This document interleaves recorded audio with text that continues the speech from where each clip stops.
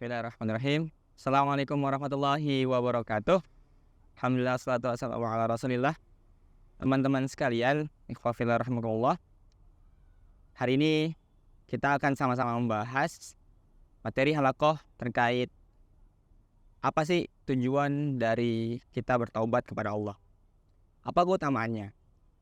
Yang pertama, kita harus mengerti dulu bahwasannya setiap manusia hidup di muka bumi ini pasti memiliki salah dan khilaf.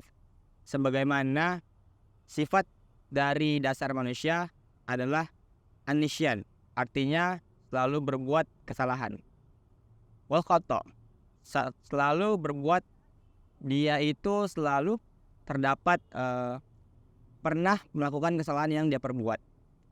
Namun salah satu kebaikan dari sekian kebaikan yang Allah berikan kepada kita, yaitu kita masih diberi kesempatan untuk bertaubat, teman-teman. Taubat ini kita melihat bahwasannya seseorang jika memiliki kesalahan lalu dia kembali kepada Allah, ya. Kemudian dia mungkin salah lagi, lalu taubat lagi, apakah itu masih dibenarkan? Nah, dari taubat ini teman-teman sekalian, ada beberapa tingkatan, yaitu 3 tingkatan, teman-teman. Yang pertama, taubatnya orang awam, jadi ketika melakukan kesalahan dia taubat istighfar, gitu ya. Kemudian tingkatan yang kedua adalah taubatnya yang sudah naik level, gitu. Ketika dia sudah melakukan ketaatan, namun dia kesandung melakukan kesalahan, lalu dia bertaubat kepada Allah, namun benar-benar dengan kesungguhan taubatnya. Dan yang ketiga, ketika dia sudah menjadi seorang yang dapat dikatakan memiliki kefaqihan dalam ilmu, namun dia salah, ya, dan dia terus-menerus melakukan taubat sampai dia berhenti melakukan kemaksiatan tersebut. Itu adalah taubat yang paling tinggi.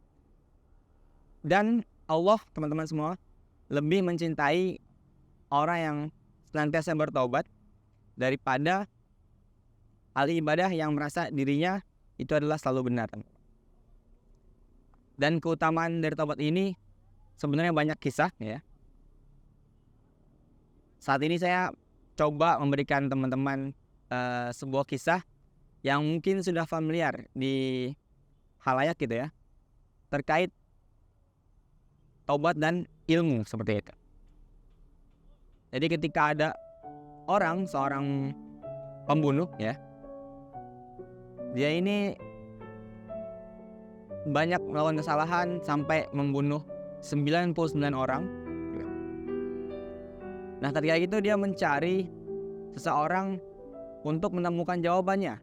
Apakah dia masih diberikan kesempatan oleh Allah untuk kembali, ya, untuk membenahi diri atau tidak? Lalu singkat cerita, dia bertemu dengan ahli ibadah, yang mana dia bertanya, apakah aku masih diberi kesempatan untuk bertaubat untuk menjadi lebih baik? Namun kata ahli ibadah, diperhitungkan dari amal ibadah yang dia perbuat, sangat tidak mungkin dia untuk kembali. Lalu pada akhirnya, singkat cerita, dia menggenapi orang-orang yang dibunuh, ya. Jadi ahli ibadah tersebut dibunuh oleh pembunuh tersebut. Akhirnya genap 100 orang yang dibunuh. Kemudian dia masih galau, apakah masih cari-cari orang buat, apakah gue masih dapat kesempatan, ya, gitu. Akhirnya dia menemukan seorang ahli ilmu, di mana dia bertanya apakah masih diberikan kesempatan untuk memperbaiki diri.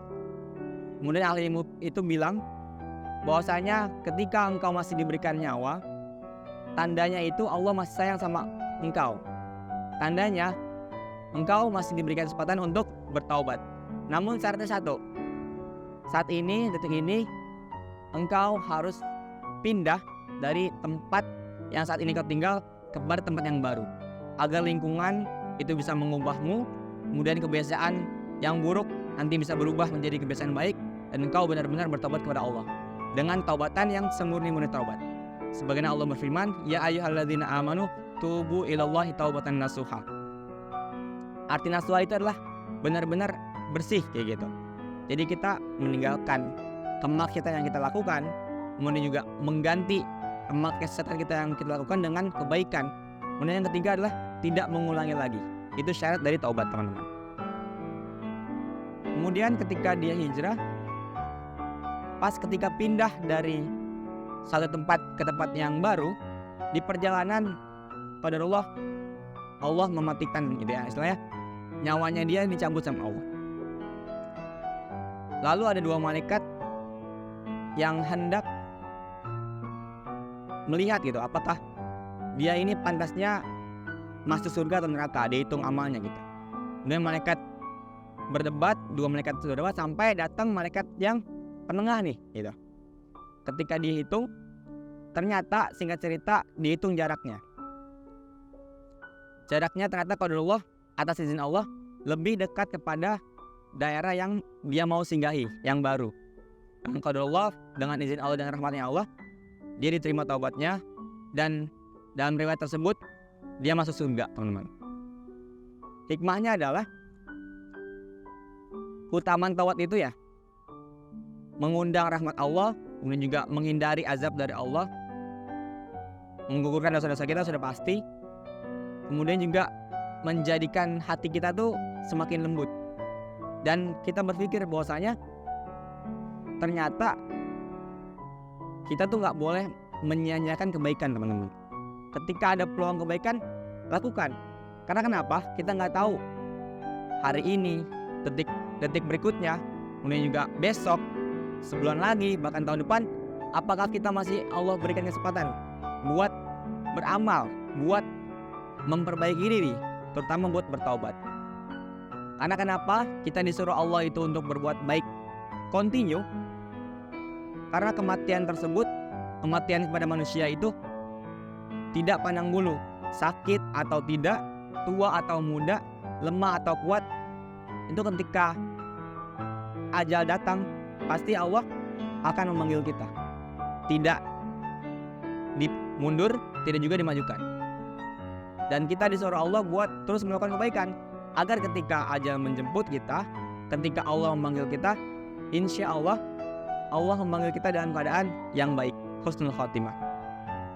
Dan taubat ini Rasulullah pernah bersabda, kullu bani Adam khata'. Artinya semua bani anak Adam dan anak cucu Adam itu berbuat kesalahan pasti. Dan khata' sendiri itu bukan artinya satu dosa, tapi banyak dosa. Wa khairu khata' at-tawwabun. Dan sebaik-baik orang yang melakukan kesalahan adalah bertaubat. Dan tawwabun ini adalah taubat yang terus-menerus, yang banyak, nggak cuma sekali.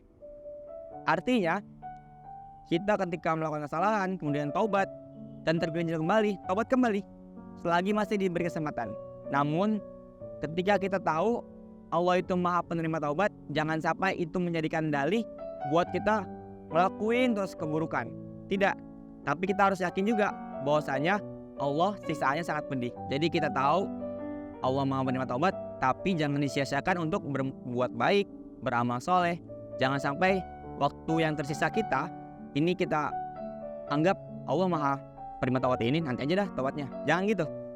Karena ajal nggak tahu kapan, karena umurnya nggak ada yang tahu, teman-teman. Maka terus berbuat baik. Semoga di akhir hidup kita Allah memanggil kita dalam keadaan husnul khotimah dan taubat-taubat kita diterima oleh Allah Subhanahu wa taala.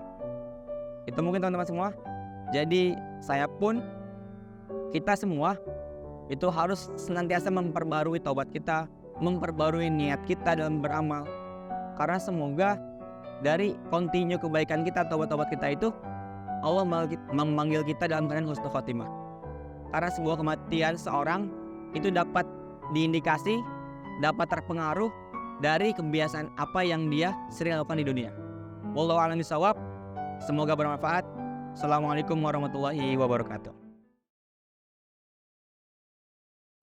Guys, 3-1. Utama dakwah, Allah.